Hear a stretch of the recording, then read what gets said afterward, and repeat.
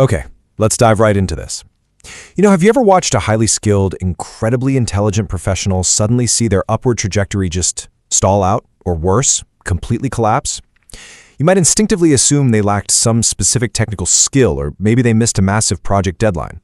But as we explore the core concepts for today's explainer, the emotional governance of professional success, we actually uncover a much more dramatic and honestly far more common premise. Some careers do not end because of incompetence or a lack of skill at all.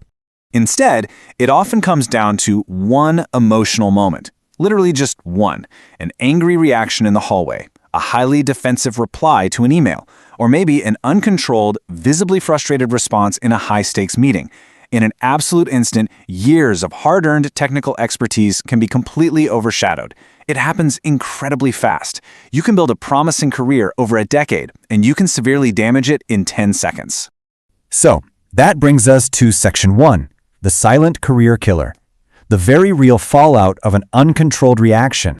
In the exact moment you react, you probably don't hear any alarm bells ringing, right? Because it feels completely justified. You feel right. But think about the compounding, heavy weight of what a professional actually loses when they let their guard down and lose their cool. Trust, opportunities, influence, credibility. Notice anything about that list? None of these are technical skills. You don't lose your ability to code or sell or manage a spreadsheet. You lose the social capital required to do those things effectively within an organization. And these devastating losses occur simply because emotions grab the steering wheel before wisdom even had a chance to buckle up. And while you are hemorrhaging all of those vital assets, here is what your colleagues and, more importantly, your managers are suddenly questioning about you, your maturity, your leadership ability, your reliability, your judgment under pressure. When a public outburst or a defensive shutdown happens, people don't just brush it off and think, oh, they're just having a rough Tuesday. No way. They think, wait, is this who they really are when things get tough? And once colleagues question your emotional stability, the really big career-making opportunities don't vanish with a dramatic announcement. They just quietly start disappearing. Which leads right into our second section, the hidden workplace truth. Because professional success, it is absolutely not just about intelligence. If it were just about brains, the smartest person with the highest IQ in the room would always be the CEO. But we know that's not how the real world operates. Workplaces are actually highly emotional environments just wearing a logical disguise. To prove that point, just think about the daily emotional toll. Every single day, you and everyone around you are navigating pressure, insecurity, disappointment, fear, competition, uncertainty, ego, and rejection. Think about your own workday yesterday. I bet you can identify at least 3 of these feelings hitting you before you even grabbed lunch. It's a constant barrage. Your frustrations are completely valid because this is the invisible weight everyone is carrying to the office every single day. So, the real secret sauce here is emotional competence, which is defined as the ability to feel emotions without letting those emotions control your behavior. This is the true currency of workplace survival and advancement. The highest rising professionals in any industry aren't the ones who lack emotion. They aren't emotionless robots. They feel the sting of rejection and the weight of pressure just like anyone else. But they are the most emotionally governed. They feel the emotion, but they absolutely refuse to let it dictate their next action. Let's look at Section 3. 2 reactions, different outcomes. The tale of 2 paths. And this brilliantly illustrates the point. I want you to imagine 2 employees who both receive the exact same, perhaps slightly unfair, critical feedback from their manager. Both immediately feel a spike of defensiveness and anger. But let's look at their 2 very different paths. Employee A reacts immediately on autopilot. So now everything is my fault?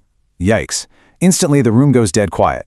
Defensiveness spikes on both sides, the manager becomes guarded, and tense hostility completely replaces trust. But look at Employee B. Employee B feels that exact same anger, but pauses and says, I'm frustrated hearing this, but I want to understand where things went wrong. Notice the profound difference there? It's the exact same underlying emotion, but a completely different outcome. Employee B used emotional awareness to create control, and that control protected their professional credibility. Moving to Section 4. The power of the pause and how we regain control.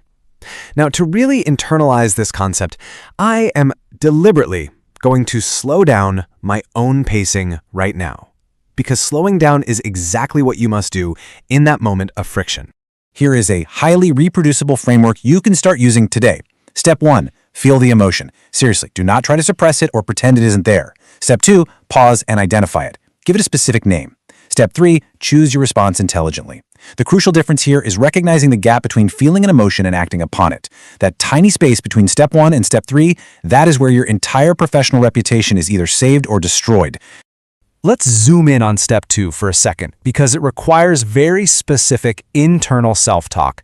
You need to explicitly say to yourself internally, I feel embarrassed, I feel anxious, I feel frustrated, I feel threatened. You literally name the feeling in your head. Why is this so powerful? Because this tiny, microscopic moment of naming the emotion forces your brain out of its primal, reactive fight-or-flight mode and pulls it into a logical, analytical state. It interrupts the autopilot circuit and changes your behavior incredibly fast. If you don't master that pause, you risk forgetting the golden rule. Temporary emotions must not create permanent consequences. Emotionally intelligent professionals advance much faster in their careers because they possess this incredibly rare skill. They know that the burning anger they feel at 2 p.m. on a Tuesday is going to fade away by dinner time. But that fiery, sarcastic email they send at 2:01 p.m., oh, that will live on the company's server and in their boss's memory forever. They relentlessly protect their credibility from their own temporary feelings. Which brings us directly to our fifth and final section, the leadership trust test. This is executive presence at a much deeper level. Here's the harsh reality. People simply do not fully trust professionals who become unpredictable under pressure. I mean, you cannot be trusted to steer the ship if the crew thinks you might throw a tantrum when a storm hits. Now, what's really interesting here is the silent question being evaluated in every single leader's mind. How safe is this person under stress? Think about that. They aren't just looking at your resume or your sales numbers anymore. They are fundamentally evaluating your emotional safety. They are silently looking at this mental checklist with you. Can you handle criticism? Can you navigate sudden project delays? What about interpersonal conflict, disappointment, extreme unavoidable pressure? Or do your emotions take over quickly when you face these inevitable hurdles? How you answer these questions, not with your words but with your daily reactions, directly dictates your promotions, your influence, and your overall reputation in your industry. To really cement this framework, our insights today pull from a core principle explored deeply in the book Mastering Professional Etiquette. It boils down to this: lead yourself emotionally before trying to lead others. True professional etiquette isn't just about knowing how to dress or being perfectly polite in meetings. It is about mastering the internal behaviors that protect your credibility and your leadership trust. You simply have to govern your internal emotional world before you can ever be trusted with authority over the external one. So as we wrap up today's explainer, I want to leave you with a final provocative reflection to really sit with today. Are your emotional reactions currently costing you influence? Take a hard, honest look at your last few stressful weeks at work. If your unfiltered reactions are quietly sabotaging your opportunities, it is time to stop reacting automatically. It's time to start mastering the pause, naming your emotions, and truly governing your professional success.